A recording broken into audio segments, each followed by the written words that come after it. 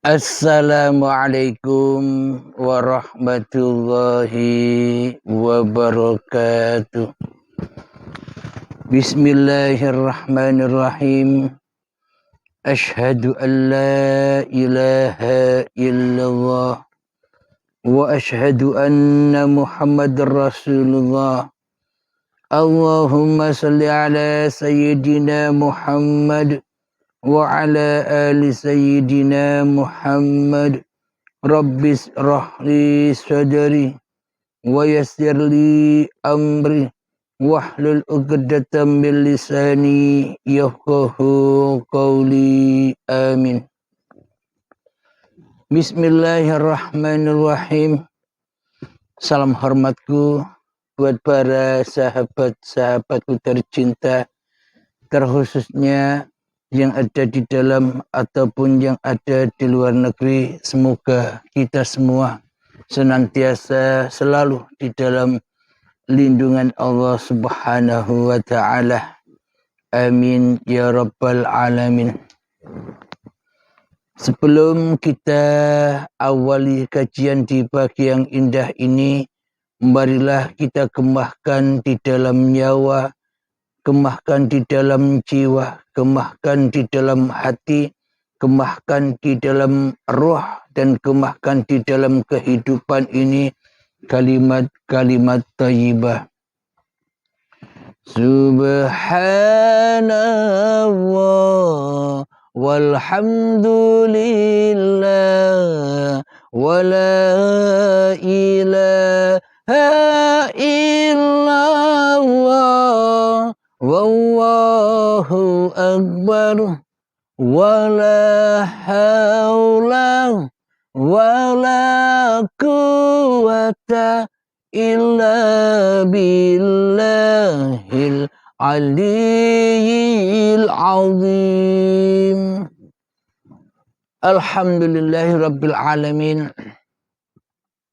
Kali ini ada suatu pertanyaan dari sahabat kita yang ada di negara Malaysia. Mari kita perdengarkan bersama-sama. Silahkan. Assalamualaikum Ustaz. Saya Makno bin Isa dari Malaysia. Jadi saya nak bertanya, saya ada dengar Ustaz kata selagi kita belum dapat mengaplikasikan Allah di hati kita, jadinya sembahyang kita, ibadah kita akan menjadi racun pada diri kita. Jadi pertanyaan saya sekarang ni belum dapat mengaplikasikan Allah di hati saya. Jadi tidak perlukah saya bersolat dan ibadah-ibadah lain? Itu soalan yang pertama. Yang kedua, saya nak minta Ustaz terangkan hakikat alam barzah.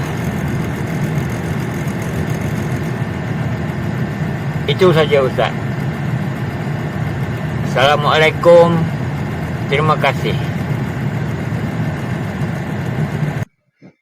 Waalaikumsalam warahmatullahi wabarakatuh. Pertanyaan saudaraku dari Malaysia.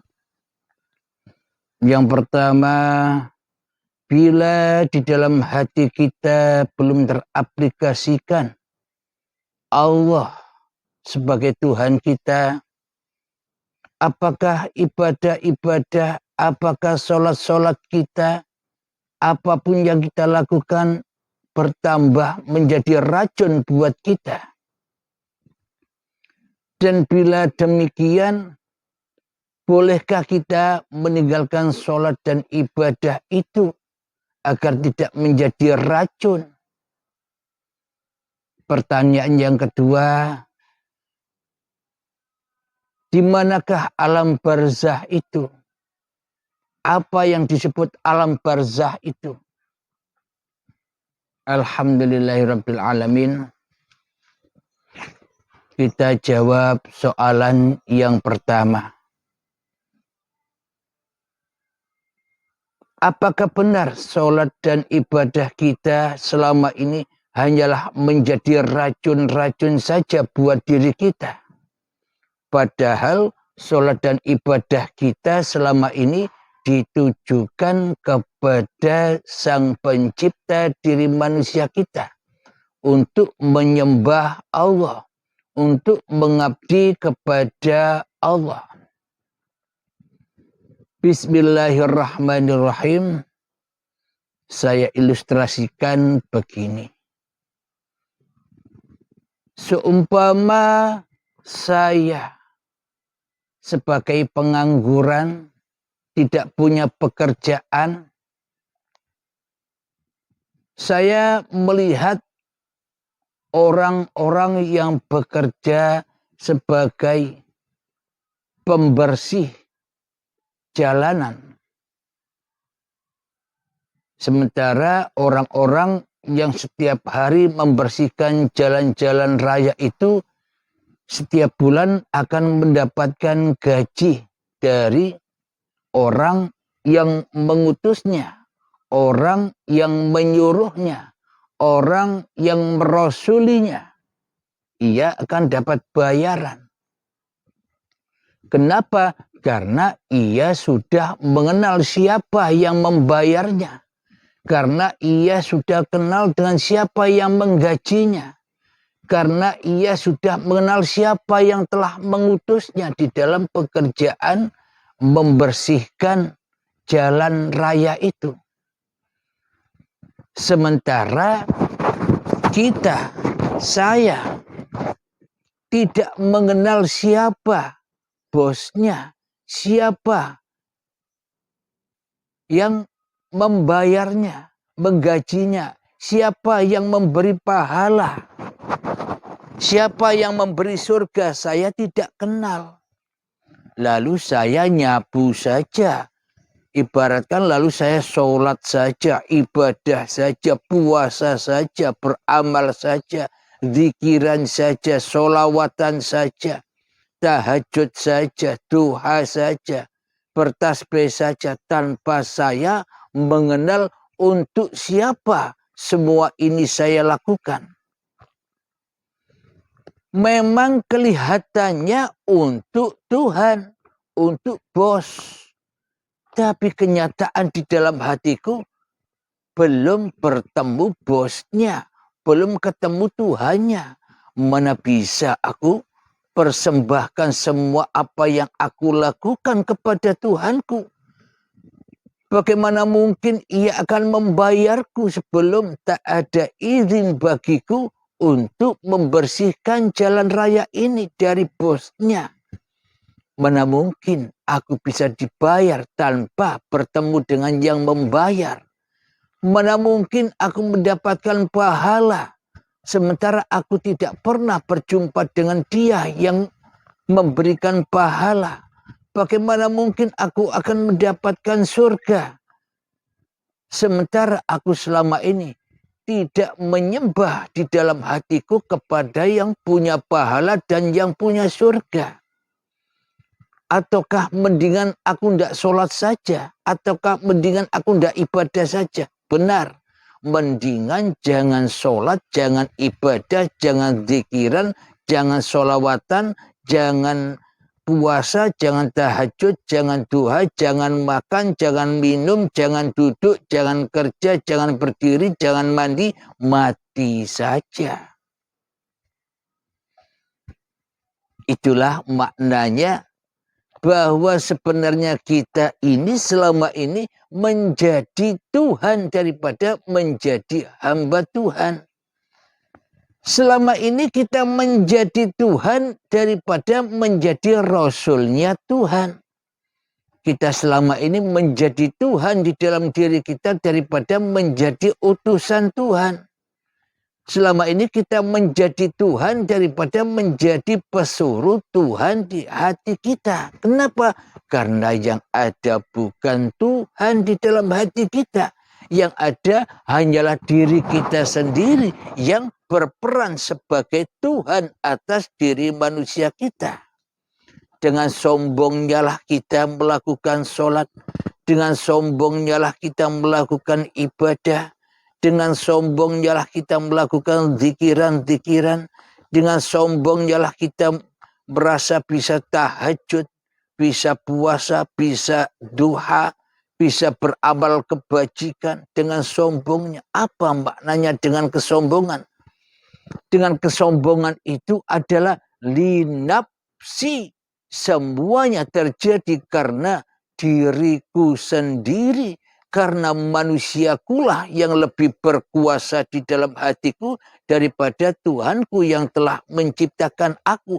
Itulah yang dimaksud kesombongan.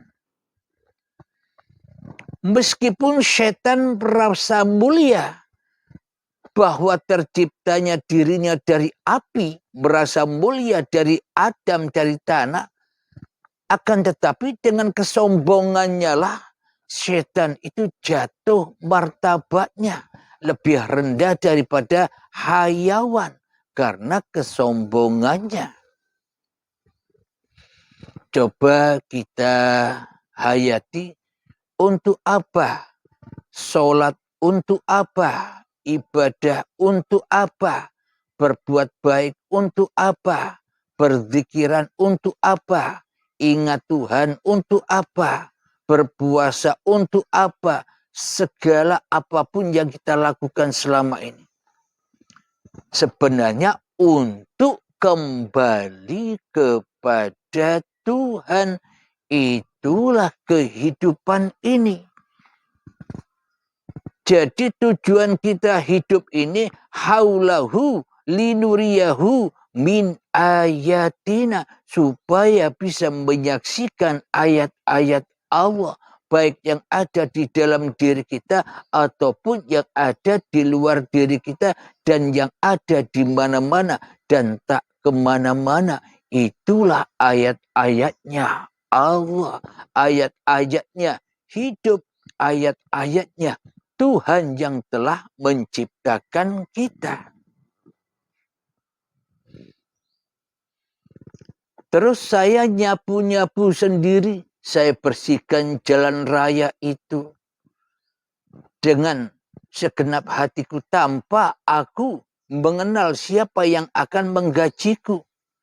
Aku bersihkan jalan raya itu tanpa aku tahu siapa yang akan membayarku, memberi pahala bagiku, yang akan memberikan surga bagiku setelah aku nyapu-nyapu jalan raya ini.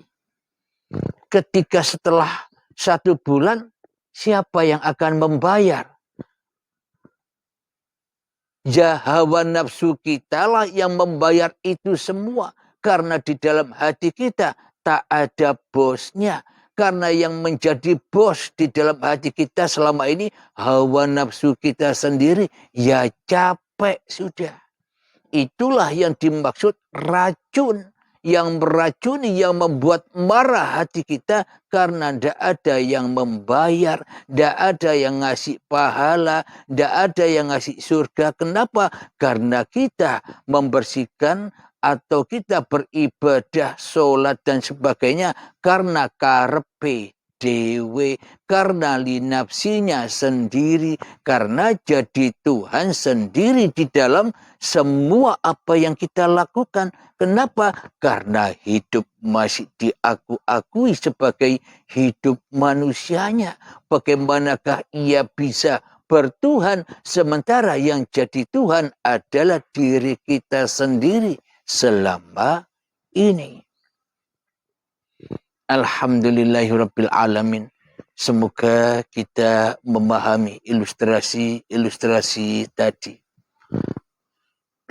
Seumpama begini, jangankan sholat dan ibadah atau yang lainnya. Contoh, kita sekarang lagi duduk. Di dalam duduk ini kita bisa mendapatkan dosa dan kita bisa mendapatkan pahala. Tergantung keadaan singgasana hati kita. Di dalam hati kita yang merasa bisa duduk itu manusianya ataukah Tuhannya. Bila di dalam hati kita yang merasa bisa duduk masih manusianya, itulah dosa, itulah racun raga. Kita mengumpulkan racun raga yang akan selalu memanasi hati kita.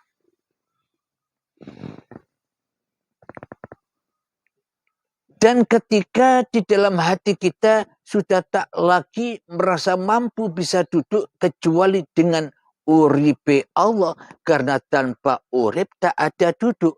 Dengan uriplah maka duduk itu ada. Ketika hati kita sudah lillah hanya karena Allah lah yang memperjalankanku untuk duduk.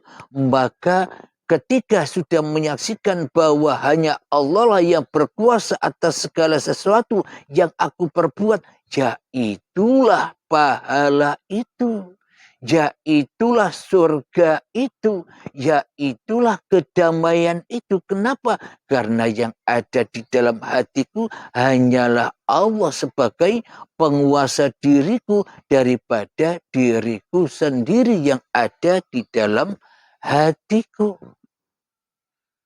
Jadi apapun yang kita lakukan, bila Allah yang merajai, bila Tuhan yang menciptakan kita, yang selalu bersama kita, yang selalu menguasakan kita di dalam sholat, di dalam ibadah, di dalam bekerja, di dalam naik motor, di dalam berjalan, di dalam mandi, di dalam bekerja dan sebagainya, maka itulah kedamaian, itulah yang dimaksud menang atimu songko hawa nafsumu.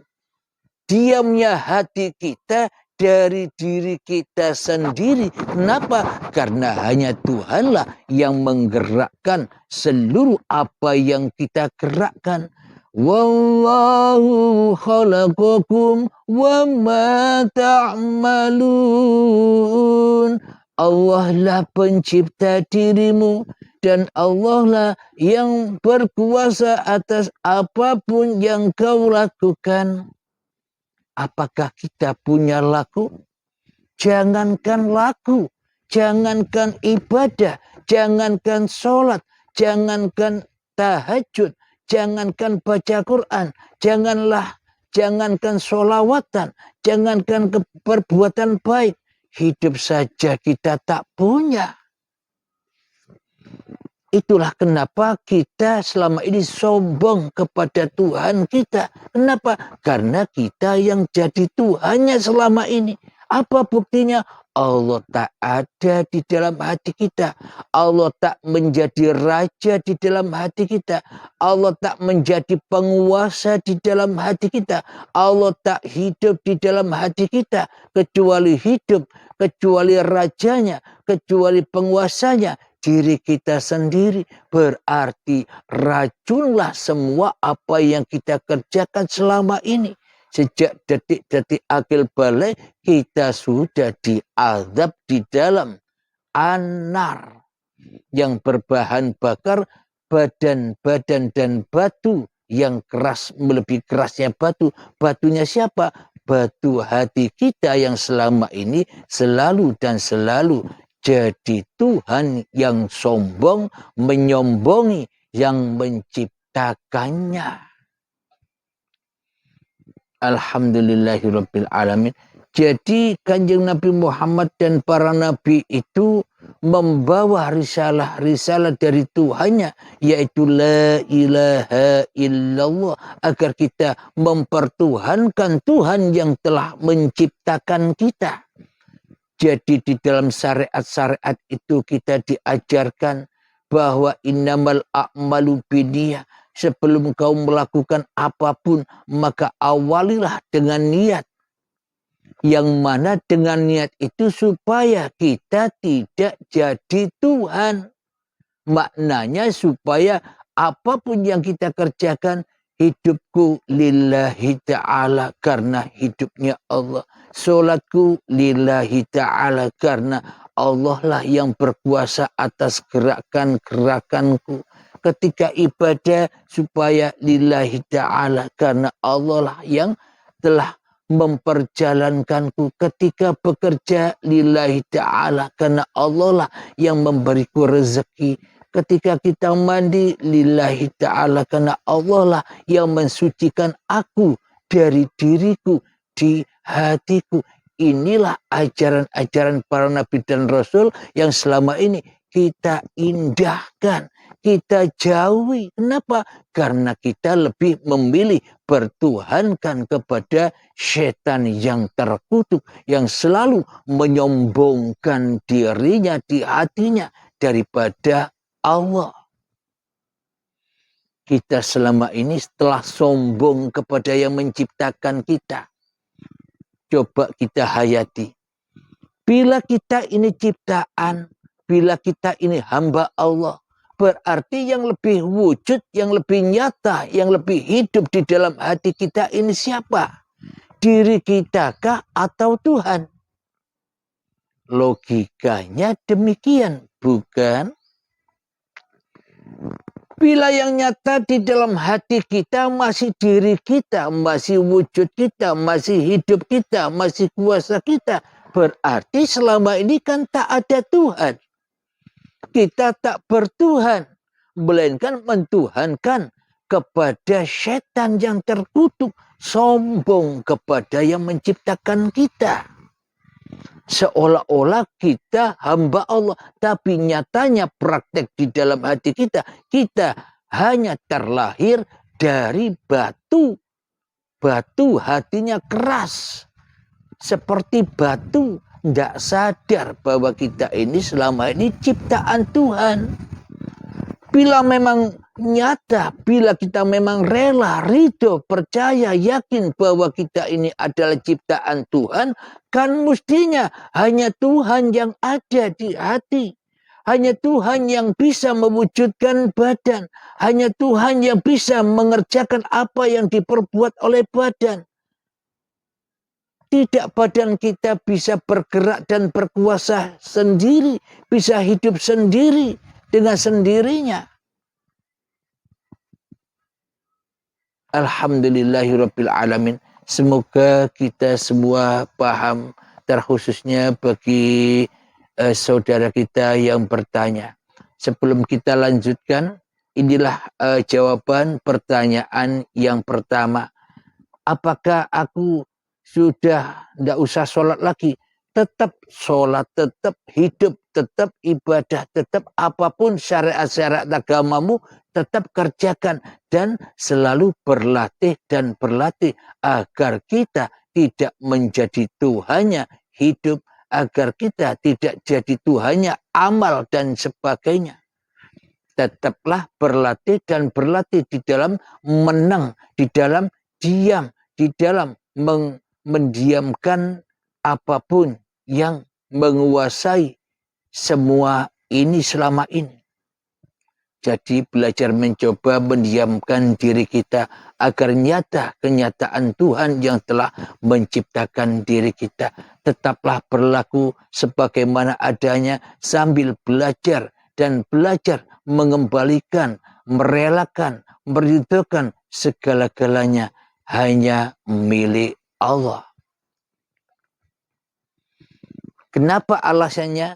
Karena tanpa Allah, tanpa Tuhan, tanpa kita bisa menembus Allah, maka kita takkan pernah bisa jumpa dengan Allah.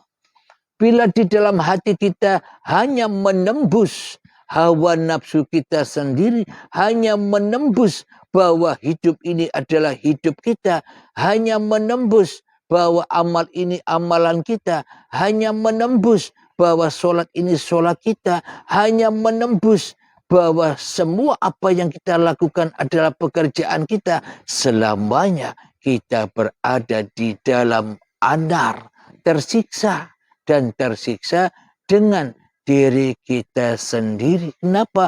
karena kita telah menzalimi diri kita sendiri. Rabbana zalamna anfusana wa illam taghfir lana wa tarhamna lanakunanna minal khasirin. Bila kita